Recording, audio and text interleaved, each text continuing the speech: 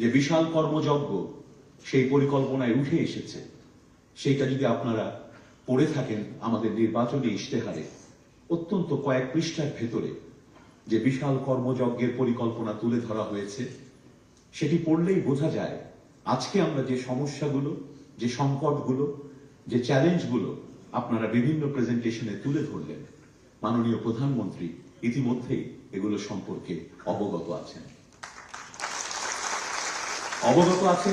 কারণ তিনি একজন রাজনীতিবিদ হিসেবে বিগত 17 বছরে দেশকে গণতন্ত্রের মুক্তির জন্য যে লড়াই, সে লড়াই যেমন করেছেন, একজন অত্যন্ত ধৈর্যশীল নেতা হিসেবে ঘন্টার পর ঘন্টা এদেশের স্বাস্থ্য ব্যবস্থাকে নিয়ে যারা কাজ করেছেন, যারা কাজ করছেন এবং আগামী দিনে সুস্বাস্থ্যের বাংলাদেশ গড়ে তোলার জন্য যে জ্ঞানগুলোকে সন্নিবেশিত করেছেন, তাদের সঙ্গে আলোচনা করেই সেই ইশতেহার গড়ে উঠেছে। তাই আজ আমাদের জন্য শুধু এই চ্যালেঞ্জগুলো তার দিকে তাকানোই যথেষ্ট নয়, এই চ্যালেঞ্জের ভেতরে যে অপরচুনিটি, যে সম্ভাবনাগুলো লুকিয়ে আছে, সেদিকেও আমাদের নজর দিতে হবে। আমাদের ভাবতে হবে যে আমরা যে পরিকল্পনার কথা বলছি, সুস্বাস্থ্যের বাংলাদেশ, সেটি শুধুমাত্র একটি ছোট ছোট কিছু পরিবর্তনের সমন্বয় নয়, এটি সমগ্র স্বাস্থ্য ব্যবস্থাকে ম্যাসিভ একটা রিমডেলিং করার প্রচেষ্টা। এই সমস্ত কর্মযজ্ঞে যে লক্ষ্যটিতে আমাদেরকে অবিচল থাকতে হবে, সেটি হচ্ছে একটি দুর্নীতিমুক্ত এবং জবাবদিহিতামূলক স্বাস্থ্য ব্যবস্থা গড়ে তোলা। আমরা সকলেই জানি বিগত সময়গুলোতে বাংলাদেশের অন্যান্য সেক্টরের মতোই কিংবা অনেক বেশি পরিমাণে হলেও হয়তোবা এই স্বাস্থ্য ব্যবস্থার মধ্যে দুর্নীতির করাল গ্রাস বিগত বছরগুলোতে হয়েছে। আমরা পত্রিকায় রিপোর্ট দেখেছি, এখন আমরা সচক্ষে যখন কাজ করতে যাচ্ছি প্রতিদিন দেখতে পাচ্ছি। আমাদেরকে জবাবদিহিতার মূলক একটা ব্যবস্থা গড়ে তুলতে হবে। সেটি থাকলে যেমন একদিকে দুর্নীতিকে রুখে দাঁড়ানো সম্ভব হবে, অন্যদিকে এই জবাবদিহিতাই আমাদের প্রত্যেককে, যারা ডাক্তার, যারা প্রশাসক, যারা স্বাস্থ্য ব্যবস্থার সঙ্গে প্রতি পদে পদে জড়িত আছে, আমাদের দেশপ্রেম প্রমাণের শ্রেষ্ঠ জায়গা যদি আমরা আমাদের নিজ নিজ জায়গায় নিজের কাজটা মনোযোগ দিয়ে করি এবং যথাযথ জবাবদিহিতার জন্য প্রস্তুত থাকি।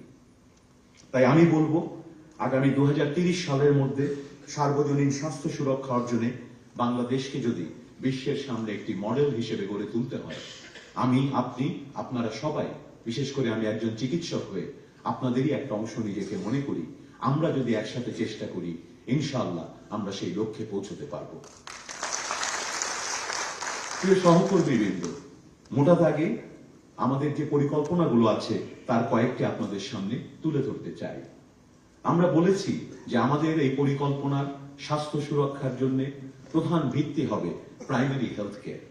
এই প্রাইমারি হেলথ কেয়ারকে কেন্দ্র করেই কিন্তু ব্রিটেনের ন্যাশনাল হেলথ সার্ভিস গড়ে উঠেছে।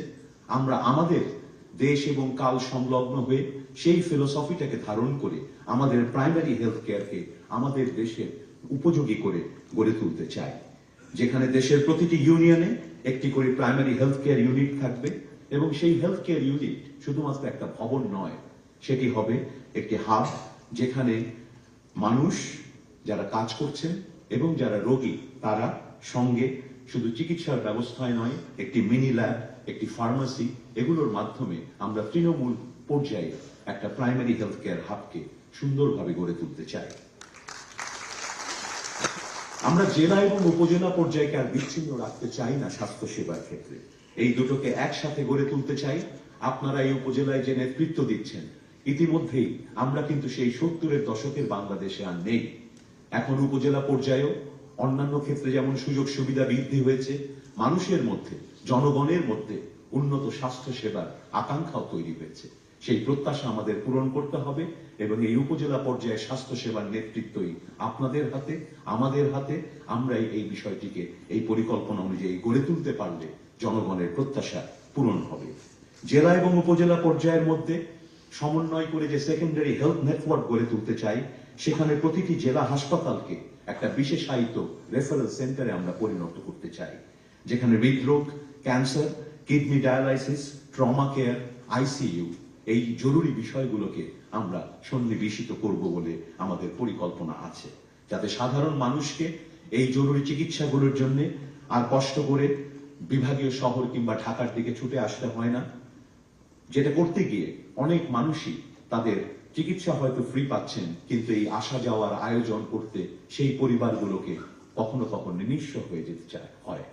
তাই আমরা চাই উপজেলা এবং জেলাকে কেন্দ্র করে এই বিশেষায়িত সেবাগুলো যেমন গড়ে উঠবে, একই সাথে উপজেলা স্বাস্থ্য কমপ্লেক্সগুলো হবে মা, নবজাতক এবং প্রজনন স্বাস্থ্য সেবার একটা মূল কেন্দ্র। আমরা সকলেই জানি সারা দেশে এই স্বাস্থ্য সেবাগুলোর ব্যাপক অপ্রতুলতা আছে এবং ব্যাপক চাহিদা আছে।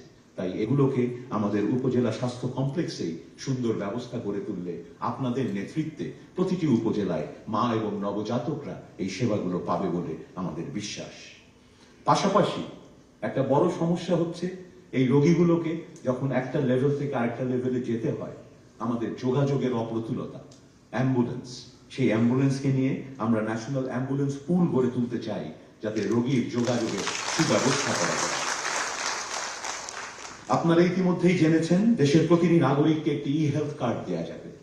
অন্যান্য কার্ডে যেমন নগদ টাকা পাওয়া যায়, ই হেলথ কার্ড আপনাকে কোনো টাকা দেবে না, কিন্তু টাকা দিয়ে যা কেনা যায় না সেই সুস্বাস্থ্য এবং সুচিকিৎসার নিশ্চয়তা দেবে ইনশাআল্লাহ।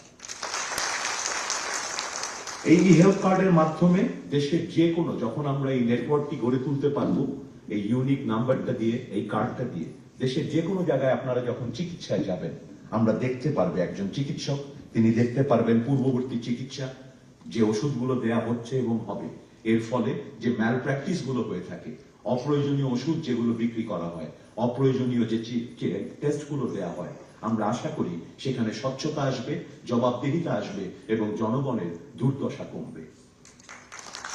প্রিয় সহকর্মীবৃন্দ, আমি আগেই বলেছি একজন চিকিৎসক হিসেবে আমি আমাকে আপনাদেরই একজন মনে করি। আমাদের দৈনন্দিন বাস্তবতা হলো যেগুলোর ভেতরে আপনাদেরকে কাজ করতে হয়, সেগুলো একটু তুলে না ধরলে আপনাদের প্রতি অবিচার করা হবে। আপনাদের অনেকেই হাওর, চর, পার্বত্য অঞ্চল, উপকূলীয় এলাকা, অবকাঠামো যেখানে দুর্বল, সঞ্চার সরঞ্জামগুলো যেখানে পুরনো, জনবলের সংকট যেখানে চিরস্থায়ী, সেই ধরনের জায়গাগুলোয় আপনাদের কাজ করতে হয়। আরেকটি বিষয় মাননীয় প্রধানমন্ত্রীর দৃষ্টি আকর্ষণ করতে চাই, এই চিকিৎসকরা শুধুমাত্র চিকিৎসক হিসেবে কাজ করছেন তাই নয়, তাদেরকে 3টি দায়িত্ব পালন করতে হয়, 3 ধরনের রোল তাদেরকে প্লে করতে হয়।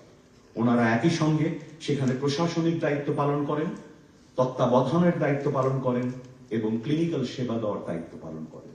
তাই তাদের জন্য এই অ্যাডমিনিস্ট্রেটিভ, সুপারভাইজারি এবং ক্লিনিক্যাল রোলগুলোকে যথাযথভাবে ওনারা যদি করতে চান, আমার মনে হয় তাদের জন্য এই বিষয়েও বিভিন্ন সময়ে ট্রেনিং এর প্রয়োজন রয়েছে, যাতে তারা দক্ষ নেতা হয়ে উঠতে পারেন, দক্ষ চিকিৎসকের পাশাপাশি। আরেকটি কথা আমি বলবো, যেটা হয়তো অনেকে পছন্দ করবেন না, কিন্তু আমিও একজন জনপ্রতিনিধি হিসেবে আমার এই কথাটি বলা খুব প্রয়োজন। আমরা দেখেছি এবং বারবার বলছি আমাদের জনবলের অপ্রতুলতা আছে, কিন্তু এই বাস্তবতা চোখের সামনে আছে, এভিডেন্স আছে যে আমাদের 100 জন ডাক্তারের জায়গায় যদি 50 জন থেকে থাকি, 100 জন স্বাস্থ্যকর্মীর জায়গায় যদি 50 জন আমরা থেকে থাকি, কর্মস্থলে তাদের অর্ধেককে যে কোনো একটি সময়ে গেলে পাওয়া যায়, অন্যদের পাওয়া যায় না, যেটি অত্যন্ত দুঃখজনক। আমি বিভিন্ন ইউনিয়ন কেন্দ্র থেকে শুরু করে, জেলা হাসপাতাল থেকে শুরু করে মেডিকেল হাসপাতাল, ইনস্টিটিউট ভিজিট করেছি সশরীরে। আমার নিজের ব্যক্তিগত অভিজ্ঞতা আগে আছে, যেমন এই দায়িত্ব পাওয়ার পরে অন্য একটি চোখ দিয়ে সেটাকে দেখার দায়িত্ব অনুভব করেছি।